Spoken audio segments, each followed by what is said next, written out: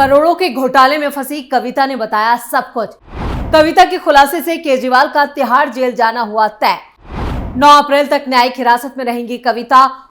Court से कविता और केजरीवाल को लगा डबल झटका। नमस्कार, मैं हूं परवीन शेख। आप देख रहे हैं कैपिटल टीवी की स्पेशल स्टोरी में बात केजरीवाल और कविता के एक और घोटाले की। करोड़ों के घोटाले में कविता ने ईडी की रिमांड में कई बड़े राज उगल दिए हैं, जिससे दिल्ली सरकार में शामिल कई नेता भी तिहाड़ पहुंच सकते हैं। इसके साथ ही केजरीवाल भी लंबे वक्त तक ईडी के मेहमान रहने वाले हैं। इस बीच 26 मार्च को कोर्ट ने बीआरएस नेता कविता को कोई राहत देने से इनकार कर दिया। दरअसल दिल्ली शराब घोटाले से जुड़े मनी लॉन्ड्रिंग मामले में अदालत ने 26 मार्च को भारत राष्ट्र समिति यानी बीआरएस की एमएलसी कविता को 9 अप्रैल तक न्यायिक हिरासत में भेज दिया है। ईडी हिरासत समाप्त होने के बाद कविता को राउज एवेन्यू कोर्ट में जज कावेरी बावेजा के सामने पेश किया गया। ईडी ने कोर्ट से कविता को फिर से न्यायिक हिरासत में भेजने का निर्देश देने की मांग की, ये कहते हुए कि आगे ईडी हिरासत में पूछताछ की जरूरत नहीं है। दूसरी तरफ कविता के वकील नीतीश राणा ने उनके बेटे की परीक्षा के आधार पर अंतरिम जमानत देने की मांग की। ईडी ने बीआरएस अध्यक्ष और तेलंगाना के पूर्व मुख्यमंत्री चंद्रशेखर राव की बेटी कविता को 15 मार्च को हैदराबाद में उनके घर बंजारा हिल से तलाशी के बाद गिरफ्तार किया था। ईडी के विशेष वकील जोहेब हुसैन ने पिछली बार दलील दी थी कि कविता ने दूसरे लोगों के साथ साजिश रची और 100 करोड़ रुपए की रिश्वत में वो मुख्य रूप से शामिल थी। अब कविता 9 अप्रैल तक हिरासत में रहेंगी। ईडी ने न्यायिक हिरासत के आवेदन में कहा कविता बहुत प्रभावशाली है, ऐसे में वो गवाहों को प्रभावित कर सकती हैं। अगर उनको जमानत दी गई तो वो सबूतों को नष्ट कर सकती हैं और मौजूदा जांच को प्रभावित कर सकती हैं। इस मामले में ईडी आरोपी की भूमिका की जांच लगातार कर रही है और अपराध के जरिए कमाई गई आय का पता लगाने की कोशिश कर रही है। जो लोग इस अपराध की आय से जुड़े हुए हैं, उनका पता लगाने की कोशिश की जा रही है। ईडी ने कोर्ट में आगे ये भी कहा कि आर्थिक अपराध की जांच सामान्य अपराध की जांच से ज्यादा मुश्किल है, क्योंकि आर्थिक अपराध करने वाले साधन संपन्न और प्रभावशाली लोग होते हैं।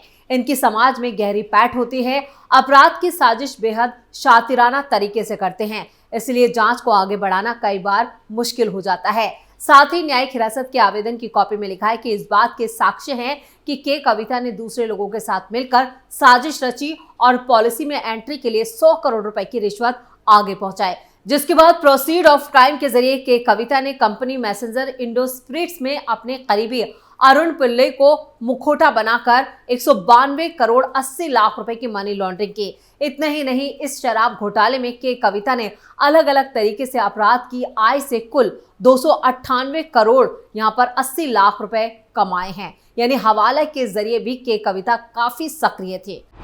शराब घोटाले में कविता हो सकती हैं सरकारी गवाह। बढ़ जाएंगी सीएम केजरीवाल की मुश्किलें। शराब घोटाले में कविता का है सीधा कनेक्शन। कविता ने केजरीवाल सिसोदिया के साथ मिलकर शराब नीति में कराया बदलाव, ईडी का बड़ा दावा। दिल्ली शराब घोटाले में कविता और केजरीवाल के साथ मनीष सिसोदिया भी जेल में रहने वाले हैं। ईडी की टीम ने जब बीआरएस नेता कविता से हिरासत में लेकर पूछताछ की, उनसे सवाल जवाब किए। उस पूछताछ में ईडी की टीम के हाथ कई सनसनीखेज सबूत लगे हैं। कविता ने भी ऐसे बयान दिए हैं जिससे ईडी का पक्ष और ज्यादा मजबूत हो चुका है। शराब नीति घोटाले केस में गिरफ्तार कविता ने सीएम अरविंद केजरीवाल का नाम लिया है। ईडी की टीम ने दावा किया कि कविता ने अरविंद केजरीवाल, मनीष सिसोदिया के साथ मिलकर शराब नीति में बदलाव करवाए। ये बात खुद कविता ने मानी है और शराब घोटाले में जो भी बदलाव हुए वो उनके कहने पर ही केजरीवाल और मनीष सिसोदिया ने अंजाम दिए थे। यानी ईडी ने दिल्ली शराब नीति मामले में कविता की गिरफ्तारी के बाद बड़ा दावा किया है। वहीं कविता ने पूछताछ में ईडी को बताया, एक्साइज पॉलिसी में फेवर पाने के लिए मैंने दिल्ली के सीएम अरविंद केजरीवाल और मनीष सिसोदिया के साथ मिलकर साजिश रची थी। इसके बदले में 100 करोड़ रुपए का पेमेंट भी किया गया था। दिल्ली आबकारी नीति 2021-22 के बनाने और लागू करने में भ्रष्टाचार और साजिश का पता चला तो बाद में ये पॉलिसी कैंसिल करा दी थी। अब बीआरएस नेता कविता से हुई पूछताछ के बाद और उनके इस बयान के बाद ईडी ने दावा किया है कि कविता और उनके सहयोगियों की तरफ से आप में किए गए अग्रिम भुगतान के बदले प्रॉफिट में वसूली का प्लान था। कविता और उनके सहयोगी शराब घोटाले में मिले फायदे के जरिए आम आदमी पार्टी को दी गई रकम रिकवर करना चाहते थे, साथ ही इसका फायदा भी उठाना चाहते थे। इस केस में अब तक ईडी ने दिल्ली, हैदराबाद, चेन्नई, मुंबई समेत देश भर के 245 जगहों पर तलाशी ली है। मामले में अब तक आप के मनीष सिसोदिया, संजय सिंह और विजय नायर समेत 15 लोग गिरफ्तार किए जा चुके हैं। तेलंगाना के पूर्व मुख्यमंत्री के चंद्रशेखर राव की बेटी और विधान परिषद सदस्य के कविता को ईडी ने पिछले दिनों ही हैदराबाद से उनके घर से गिरफ्तार किया था। अब वो 9 अप्रैल तक न्यायिक हिरासत में भेजी जा चुकी हैं। इस बीच एजेंसी ने बयान जारी किया है और ईडी ने बताया कि कविता ने दूसरे लोगों के साथ मिलकर दिल्ली एक्साइज पॉलिसी को बनाने और इसको लागू करने में फायदा पाने के लिए केजरीवाल और सिसोदिया सहित आपके कई बड़े नेताओं के साथ मिलकर ये पूरा जो भ्रष्टाचार की साजिश थी उसे रची थी। इससे पहले ईडी ने कविता की हिरासत को लेकर पीएमएलए कोर्ट को बताया था कि वो दिल्ली शराब घोटाले की मुख्य साजिशकर्ता और फायदा हासिल करने वाले लोगों में से एक है। वहीं के कविता ने कहा था कि उन्होंने कुछ भी गलत नहीं किया है। उन्होंने आरोप लगाया था कि केंद्र सरकार ईडी का गलत इस्तेमाल कर रही है। आम आदमी पार्टी ने आरोप लगाया कि बीजेपी राजनीतिक विरोधियों को खत्म करने के लिए ईडी और सीबीआई को अपने गुंडों के रूप में इस्तेमाल कर रही है। लेकिन के कविता की साजिश का अब खुलासा हो चुका है। उन्हें कोर्ट से कोई राहत मिलती नहीं दिख रही है। दिल्ली सरकार के शराब घोटाले में बड़ी खबर यह भी है कि भारत राष्ट्र समिति की एमएलसी के कविता शराब घोटाले से जुड़े मनी लॉन्ड्रिंग मामले में सरकारी गवाह बन सकती हैं। हालांकि कविता की सरकारी गवाह बनने से सीएम केजरीवाल की मुश्किलों में इजाफा होने वाला है। उन्होंने आगे कहा कि आम आदमी पार्टी के कम से कम 15 लोग भी इस मामले में सरकार के गवाह के रूप में गवाही दे सकते हैं और इस मामले के चलते सीएम केजरीवाल को ईडी ने 9 बार समन भेजा था, जिसके बाद ईडी ने केजरीवाल को गिरफ्तार किया था। अब अगर कविता सरकारी गवाह बनती है तो केजरीवाल का तिहाड़ जेल जाना तय माना जा रहा है। के कविता शराब नीति से जुड़े मनी लॉन्ड्रिंग मामले में सरकारी गवाह बनेंगी। हालांकि के कविता के सरकारी गवाह बनने से सीएम केजरीवाल की मुश्किलें बढ़ सकती हैं, ये तो साफ है। और उन्होंने आगे कहा है कि आम आदमी के कम से कम 15 लोग भी इस मामले में सरकारी गवाह के रूप में गवाही दे सकते हैं, जिससे इस मामले में एक नया मोड़ आ गया है। और केजरीवाल को ईडी ने जो समन भेजे थे उसके बाद उन्होंने जो आनाकानी की और जिस तरह से ड्रामा किया उसके बाद उनकी मुश्किलें और बढ़ गईं और जिसके बाद पूरे ड्रामे के बाद उनको गिरफ्तार कर लिया गया। आमने सामने बैठाकर ईडी ने केजरी और कविता से की थी पूछताछ। 28 मार्च तक ईडी की हिरासत में केजरीवाल, बीआरएस नेता के कविता पर क्या है आरोप। दिल्ली शराब नीति मामले में मुख्यमंत्री अरविंद केजरीवाल और बीआरएस नेता के कविता से यहां पर 24 मार्च को ईडी ने आमने सामने बैठाकर पूछताछ की। ईडी ने के कविता को 15 मार्च को हैदराबाद से गिरफ्तार किया था, जबकि केजरीवाल को शराब नीति केस में 21 मार्च को गिरफ्तार किया गया। ईडी की टीम ने दोनों लोगों को आमने सामने बैठाकर इस घोटाले से जुड़े कई सवाल पूछे और इन सवालों में सबसे मुख्य सवाल जो था वो ये था कि इसमें के कविता की क्या भूमिका है। वैसे उनकी रिमांड खत्म हो चुकी है और अब ईडी ने बीआरएस नेता को अदालत में भी पेश कर दिया, जहां से उन्हें यहां पर 9 अप्रैल तक के लिए न्यायिक हिरासत में भेजा जा चुका है। यानी ईडी ने उनसे पूछताछ पूरी कर ली है, लेकिन फिलहाल उन्हें जमानत नहीं मिली है। और कविता की 3 दिन की रिमांड जो थी वो ईडी को मिली थी उस वक्त जब उन्हें गिरफ्तार किया था। और ईडी ने अदालत को बताया कि कविता से अभी पूछताछ जरूरी है, उनका आमना सामना कुछ लोगों से करवाना है। 24 मार्च को केजरीवाल और कविता का आमना सामना हुआ।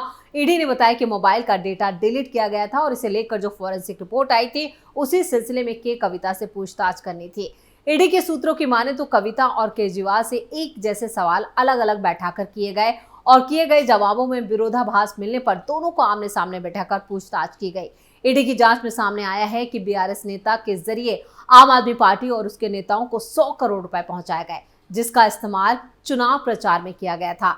दिल्ली शराब नीति मामले में मनीष सिसोदिया, संजय सिंह और सत्येंद्र जैन पहले ही हिरासत में और इस मामले में अब अरविंद केजरीवाल की गिरफ्तारी भी हो चुकी है। केजरीवाल 28 मार्च तक ईडी की हिरासत में रहने वाले हैं, जहां उनसे जांच एजेंसी लगातार पूछताछ कर रही है, लेकिन वो जांच में सहयोग नहीं कर रहे। ईडी की गिरफ्तारी के खिलाफ दिल्ली के सीएम केजरीवाल ने दिल्ली हाईकोर्ट का दरवाजा भी खटखटाया था। हालांकि उन्हें अदालत से कोई राहत नहीं मिली और कोर्ट ने उनकी याचिका पर फौरन सुनवाई से भी इनकार कर दिया। वहीं बीआरएस नेता के कविता 15 मार्च को हैदराबाद से जिन्हें गिरफ्तार किया गया था, अब वो भी न्यायिक हिरासत में भेज दी गई हैं। तेलंगाना के पूर्व मुख्यमंत्री के चंद्रशेखर राव की बेटी के कविता साउथ ग्रुप का हिस्सा थी, जिसने 2021 और 22 के लिए शराब नीति के तहत शराब कारोबार के लाइसेंस के एवज में दिल्ली की सत्ता पर काबिज आम आदमी पार्टी से 100 करोड़ रुपए की रिश्वत ली थी।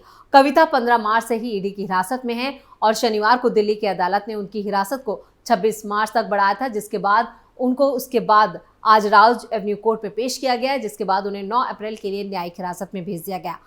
केजरीवाल के खिलाफ ईडी के पास क्या क्या सबूत। या आप जेल में ही रहेंगे केजरीवाल। 32 पेज की रिमांड एप्लीकेशन में जांच एजेंसी ने केजरीवाल पर कुछ लोगों को फायदा पहुंचाने और शराब कारोबारियों से रिश्वत मांगने के लिए शराब नीति बनाने का आरोप लगाया है। ईडी की तरफ से पेश होने वाले additional solicitor general ASV Raju ने अदालत में कहा कि अरविंद केजरीवाल दिल्ली शराब घोटाले के किंग पिंग हैं और वो पूरे समय यहाँ पर तत्कालीन उप मुख्यमंत्री मनीष सिसोदिया के संपर्क में थे। रिश्वत में आए 100 करोड़ का इस्तेमाल गोवा चुनाव प्रचार में किया गया था। इस बात की पुष्टि गोवा में आम आदमी पार्टी के एक उम्मीदवारों में से एक ने की, जिसे चुनाव प्रचार के लिए खर्च जो है वो नगद रुपया दिया गया था और ईडी का दावा है कि उन्होंने रिश्वत वाले पैसे का पता लगा लिया है और गोवा चुनाव अभियान में शामिल कई लोगों के बयान दर्ज किए हैं। 2022 गोवा विधानसभा चुनाव में आम आदमी पार्टी के प्रचार अभियान में शामिल लोगों के बयानों से पता चलता है कि सर्वेकर्ता, एरिया मैनेजर, असेंबली मैनेजर के रूप में काम करने वाले लोगों को यहां पर कैश दिया गया था और इन लोगों को दिल्ली में आप विधायक विजय नायक और दुर्गेश पाठक मैनेज कर रहे थे। एजेंसी ने आगे दावा किया है कि आरोपों की पुष्टि न केवल गवाह यहाँ पर हैदराबाद BRD व्यवसायी P शरद चंद्र ने के बयानों से होती है, बल्कि कॉल डिटेल रिकॉर्ड से भी इसकी पुष्टि हुई है।